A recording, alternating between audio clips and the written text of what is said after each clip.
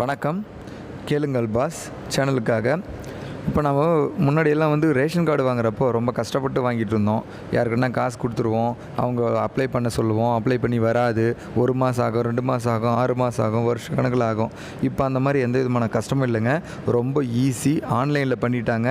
ரொம்ப செக்யூரும் கூட, எங்கேயும் ஏமாறவும் முடியாது, எந்த விதமான காசு செலவும் இல்லை.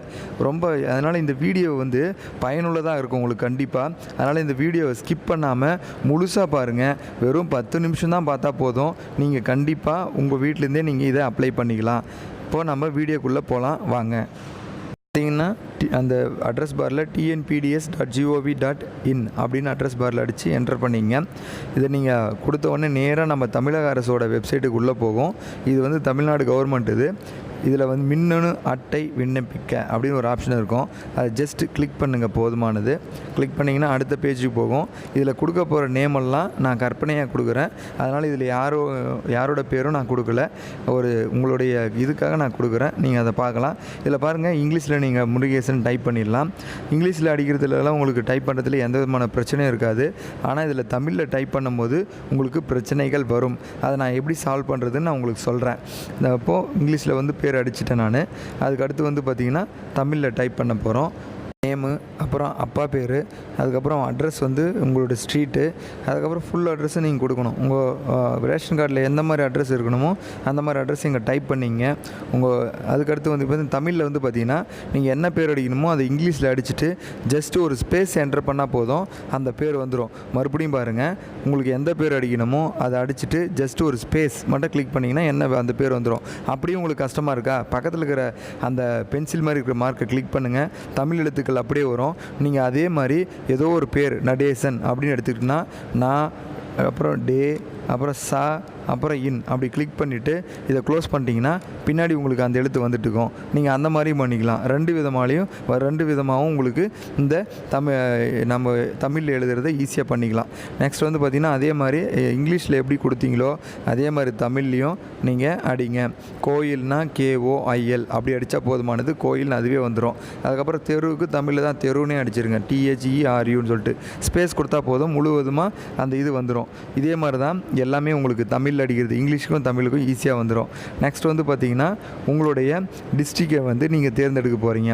டிஸ்ட்ரிக்கு ஃபஸ்ட் டிஸ்ட்ரிக்கு, நெக்ஸ்ட் மண்டலம். உங்களுக்கு அதிலே மண்டலம் உங்களுக்கு என்னன்னு தெரிய வந்துடும். அதுக்கப்புறம் பார்த்திங்கன்னா மண்டலம், அதுக்கப்புறம் மண்டலத்துக்கு அப்புறம் நீங்கள் இருக்கக்கூடிய ஏரியா, அந்த ஏரியா அட்ரஸ் அதிலே தெரியும். நீங்கள் சப்போஸ் ஏதோ ஒரு ஏரியாவை நீங்கள் செலக்ட் பண்ணிட்டீங்க, மொண்டிப்பட்டி நாங்கள் செலக்ட் பண்ணியிருக்கேன். நெக்ஸ்ட் பார்த்திங்கன்னா அஞ்சல் குறியீட்டு எண், என்ன குறியீட்டு அதோ. அதே மாதிரி இதில் கைபேசி எண்ணும் பார்த்திங்கன்னா நீங்கள் வேண்டுமான கைபேசி எண்ணை நீங்கள் கொடுத்துக்கலாம். நெக்ஸ்ட் பார்த்திங்கன்னா மின்னஞ்சல் முகவரி உங்களுக்கு விருப்பமாக இருந்தால் கொடுக்கலாம், இல்லை கொடுக்க கட்டி விட்டுடலாம். நெக்ஸ்ட் அந்த இடத்துல உறுப்பினரை சேர்க்கின்ற ஆப்ஷன் இருக்கும்.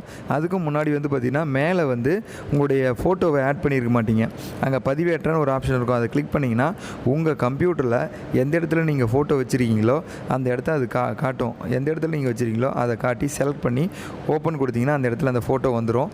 நெக்ஸ்ட் அப்படியே கீழே வரீங்க, உறுப்பினரை சேர்க்கின்ற பட்டனை கிளிக் பண்ணுறீங்க.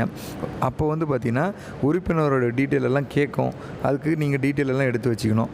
எதுவும் இல்லைங்க, ஜஸ்ட்டு உங்களுக்கு அந்த உறுப்பினரோட பேர் அந்த இதை மட்டும்தான் கொடுத்தா போதுமானது, வேறு எதுவும் கொடுக்கணுன்னு அவசியம் இல்லை. இப்போ பாருங்கள், ஏற்கனவே கொடுத்துருக்கீங்க முருகேசன் சொல்லிட்டு, அவருடைய பிறந்த தேதி எப்போன்றதை நீங்கள் சூஸ் பண்ணணும். அதுக்கடுத்து பார்த்திங்கன்னா பாலினம் ஆணா பெண்ணா அப்படின்றது. அதுக்கடுத்து தேசிய இனம் இந்தியன். அதுக்கடுத்து பார்த்திங்கன்னா தொழில், நீங்கள் மோஸ்ட்லி அதர்ஸ்னு போட்டு கூலின்னு எழுதிருங்க. இல்லை எவ்வளோ வருமானம், அது பார்த்திங்கன்னா 6000 போட்டுக்கிறேன். இதில் ஒன்று கவனிக்கணுங்க, நீங்கள் 6000 போட்டால் 6000த்துக்கான இது வந்துடும். அதுக்கு தகுந்த மாதிரி நீங்கள் வருமானம் போகிறதுக்கு தகுந்த மாதிரி உங்களுடைய குடும்ப அட்டையும் மாறி வரும். அதனால் நீங்கள் வருமானத்தை என்ன இருக்கோ அதை போடுங்க. உங்களுக்கு இருக்கிறது ஆஸ் யூஷுவல் போட்டிங்களா, அதுக்கு தகுந்த மாதிரி தான் உங்களுடைய கார்டும் வரும். ஓகேங்களா?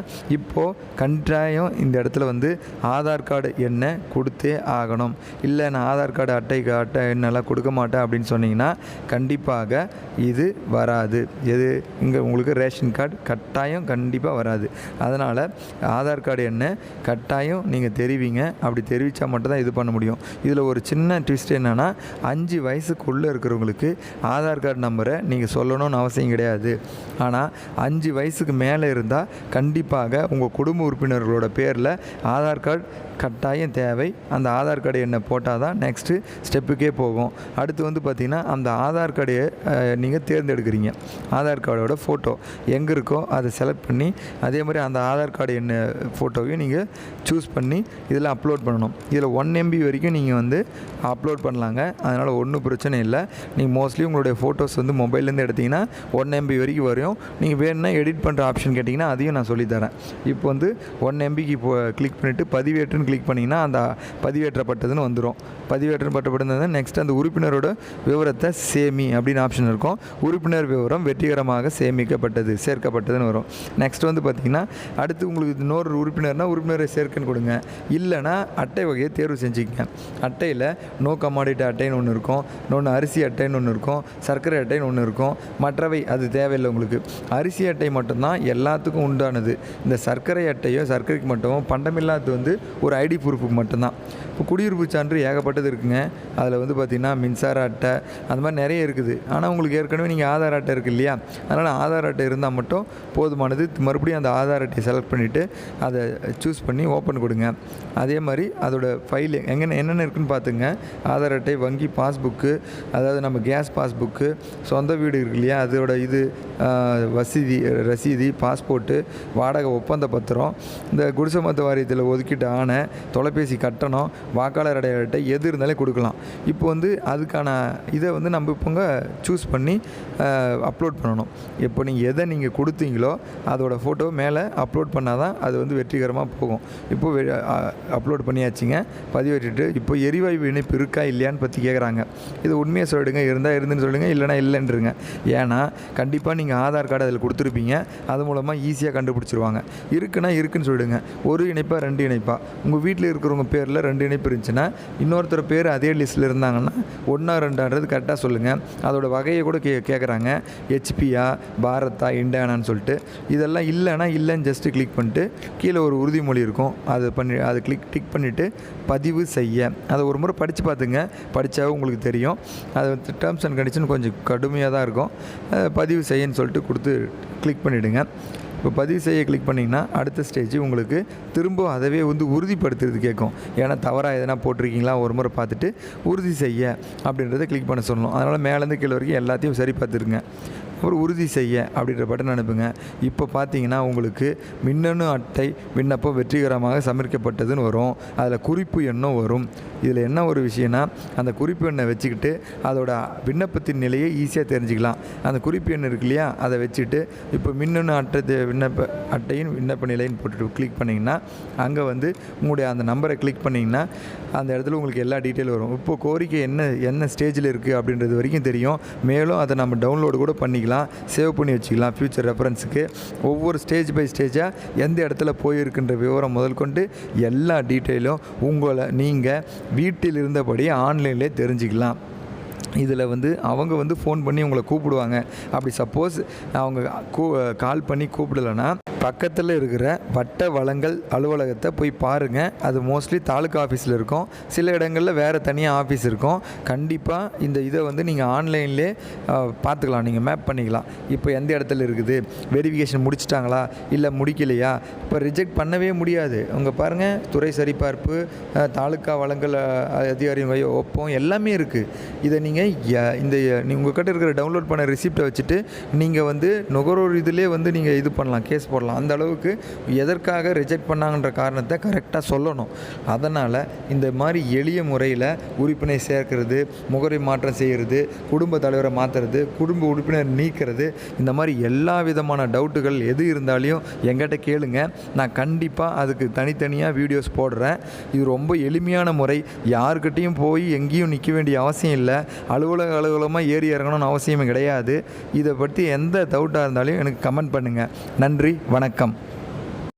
மேலும் இ-சேவை மையத்தில் பெறக்கூடிய எல்லா சேவைகளையும் உங்கள் வீட்டிலிருந்தே நீங்கள் பெறலாம். எங்கேயும் அலைய வேண்டிய அவசியம் இல்லை. இப்போது உங்களுக்கு தேவைன்னா இ-சேவை மையம் போகணுன்னு இல்லை, இந்த நான் போடுற வீடியோஸை ஒவ்வொன்றா நீங்கள் பார்த்தா போதுமானது. அதுக்கு நீங்கள் செய்ய வேண்டியது என்னோடய சேனலை சப்ஸ்கிரைப் பண்ணுங்கள். நான் உங்களுக்கு ஒவ்வொரு சர்டிஃபிகேட்டும் எப்படி வாங்கலான்றதை எளிமையாக சொல்லித்தரேன். இப்போ எக்ஸாம்பிளுக்கு கம்யூனிட்டி சர்டிஃபிகேட் வேணுன்னா நீங்கள் போய் இ-சேவை மையத்தில் எல்லாம் கொடுத்து இது பண்ணணும்னு கிடையாது. இது நீங்கள் வீட்டிலிருந்தே செய்யலாம். இதுக்கு எல்லா அப்ரூவலும் உண்டு. இன்கம் சர்டிஃபிகேட்டும் வாங்கலாம், அதுக்கும் அப்ரூவல் உண்டு. நேட்டிவிட்டி சர்டிஃபிகேட்டும் வாங்கலாம். நீங்கள் வீட்டிலேருந்தே நீங்கள் பண்ணலாம். இது கண்டிப்பாக செய்யக்கூடிய ஒன்று. இது நீங்கள் யாரும் ரிஜெக்ட் பண்ண முடியாது. இதை நீங்கள் ட்ராக் பண்ணி பார்க்கலாம். இதெல்லாம் எப்படி பண்ணலான்றது அடுத்தடுத்த வீடியோஸில் பார்க்குறேன். அடுத்த வீடியோ உங்களுக்கு ஓபிசி சர்டிஃபிகேட் ஓபிசி சர்டிஃபிகேட் உங்களுக்கு நல்லா தெரியும். சென்ட்ரல் கவர்மெண்ட் ஜாப்க்கு முக்கியமாக நமக்கு தேவைப்படுறது ஓபிசி சர்டிஃபிகேட் தான். இதற்காக நீங்கள் எவ்வளோ நாள் அலைஞ்சிருப்பீங்கன்னு தெரியும். காரணம் நானும் அதுக்காக நிறைய நாள் அலைஞ்சிருக்கேன். அந்த ஓபிசி சர்டிஃபிகேட்டை எப்படி எளிமையாக நாம் ஆன்லைன் மூலமாக பெறலாம். யாருமே இங்கே எந்த இதையும் ரிஜெக்ட் பண்ண முடியாது. சரியான சர்டிஃபிகேட்டை நீங்கள் சப்மிட் பண்ணக்கூடிய நேரத்தில் அவங்க உங்களுடைய அப்ளிகேஷனை ரிஜெக்ட் பண்ண மாட்டாங்க. அடுத்த வீடியோ வீட்டிலிருந்தே எந்த செலவும் இல்லாமல் ஓபிசி சர்டிஃபிகேட் பெறுவது எப்படின்ற வீடியோவை நான் உங்களுக்கு அப்லோட் பண்ணுறேன். இந்த வீடியோ பார்த்ததுக்கு நன்றி. என்னுடைய சேனலை சப்ஸ்கிரைப் பண்ணுங்கள். வணக்கம்.